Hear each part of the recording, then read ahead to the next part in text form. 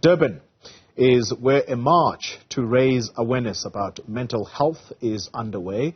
The World Health Organization saying mental health conditions are increasing globally. Around 20% of children and adolescents worldwide have a mental health condition. Now, various activists and artists are partaking in the event, which is led by NPO Kumisa.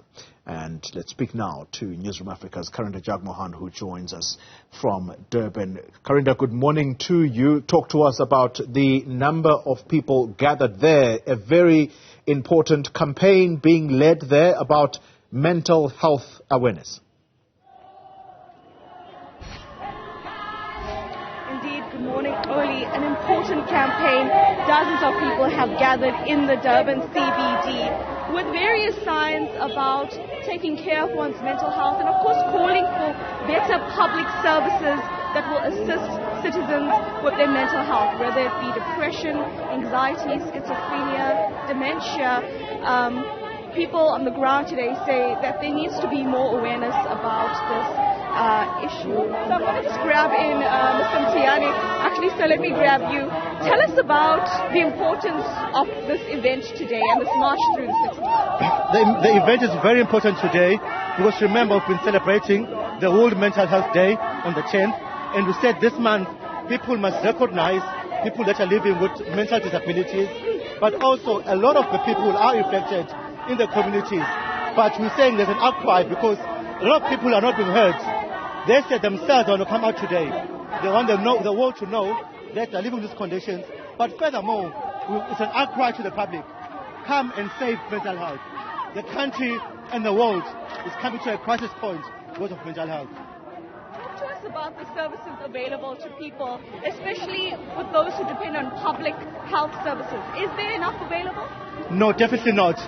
Actually, if you look at the funding, it is less than 5% of the national health budget that goes towards mental health. But also what we're saying that the subsidies that which we receive are not enough.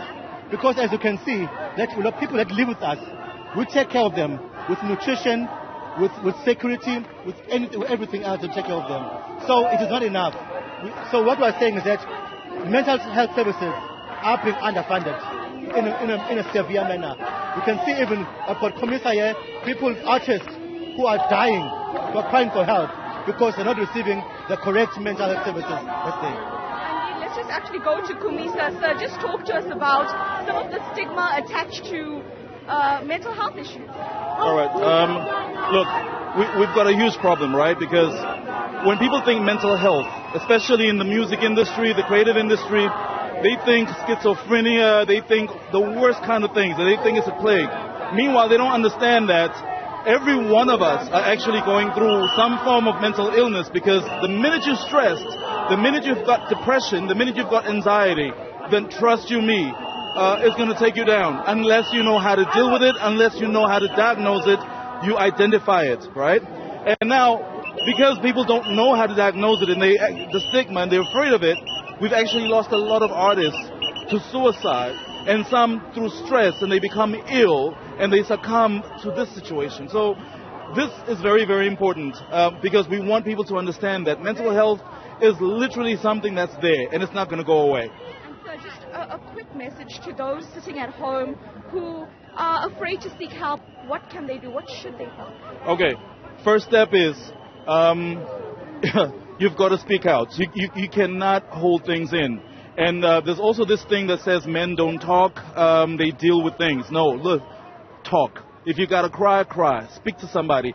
Ask for help. Let that be the first step. But then again, we've got organizations like DCMH that are standing in the gap, that are saying, look, if you've got a problem, we won't turn you away.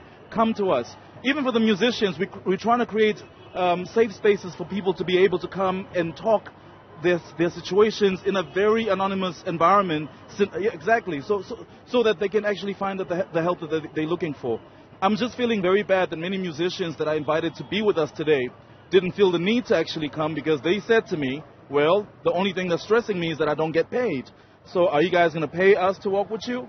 You know, and that's the problem.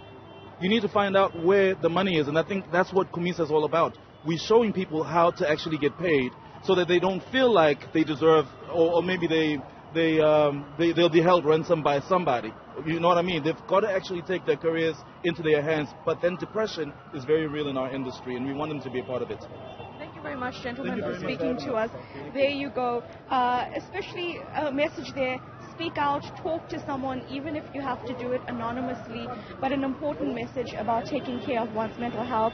The march is going now to the Durban City Hall, and we'll be following them, speaking to some of the artists that are here, that are taking part of this march. And remember, at a recent government event earlier this week in Newcastle, the health minister, the KZN MEC and various other researchers came to the fore to say that not much or not enough is being done in this space, and there needs to be more funding put in this place and more public activists speaking out about taking care of one's mental health. Karinda Jagmohan, thank you very much. She is covering that story for us, a very, very important campaign, and it's a campaign about mental health awareness, quite important indeed.